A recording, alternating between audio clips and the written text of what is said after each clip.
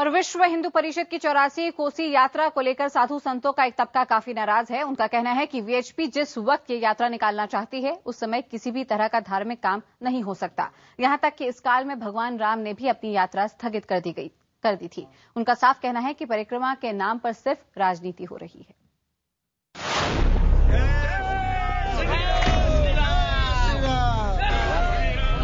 मर्यादा पुरुषोत्तम श्री राम के नाम पर एक बार फिर मर्यादा तोड़ने का खेल शुरू हो गया है। विश्व हिंदू परिषद का दावा है कि 25 अगस्त से प्रस्तावित 84 कोसी परिक्रमा पर रोक लगाना धार्मिक काम में हस्तक्षेप है। लेकिन क्या सचमुच ये धर्म का काम है? अयोध्या के तमाम साधु संत इस पर सवाल उठा रहे हैं। उनके मुताबिक चातुर्मास यानी वर्षा ऋतु के 4 महीनों में हिंदू शास्त्रों के मुताबिक कोई शुभ काम नहीं होता, क्योंकि इस समय देवता शयन करने चले जाते हैं। रामायण में प्रसंग है कि भगवान राम ने भी इस काल में अपनी यात्रा स्थगित कर दी थी। वे विश्व हिंदू परिषद की यात्रा को सनातन परंपरा के खिलाफ बता रहे हैं। सनातनी परंपरा के अनुसार रिकॉर्ड है कि कभी भादों में 84 कोस की परिक्रमा नहीं हुई है। विश्व हिंदू परिषद ने जो है आयोजन किया है ये धर्म के विपरीत एवं गलत है। केवल राजनैतिक उन्माद फैलाने के लिए ये किया गया है। अयोध्या के साधु संत अयोध्या के नाम पर शुरू किए जा रहे इस युद्ध को पूरी तरह राजनीतिक बता रहे हैं। उनका कहना है कि पारंपरिक 84 कोसी परिक्रमा चैत्र पूर्णिमा से वैशाख पूर्णिमा के बीच यानी 25 अप्रैल से 20 मई के बीच हो चुकी है। इस साल 19 जुलाई की आषाढ़ शुक्ल एकादशी यानी हरिसैनी एकादशी को भगवान सोने चले गए। 13 नवंबर को कार्तिक शुक्ल एकादशी यानी देवोत्थान एकादशी को उनका जागरण होगा। खुद भगवान राम जब सीता जी की तलाश में कृष्णकिंधा नरेश सुग्रीव के साथ आगे बढ़ रहे थे तो चातुर्मास का प्रारंभ होते ही उन्होंने यात्रा स्थगित करके ऋष्यमुख पर्वत पर पड़ाव डाल दिया था।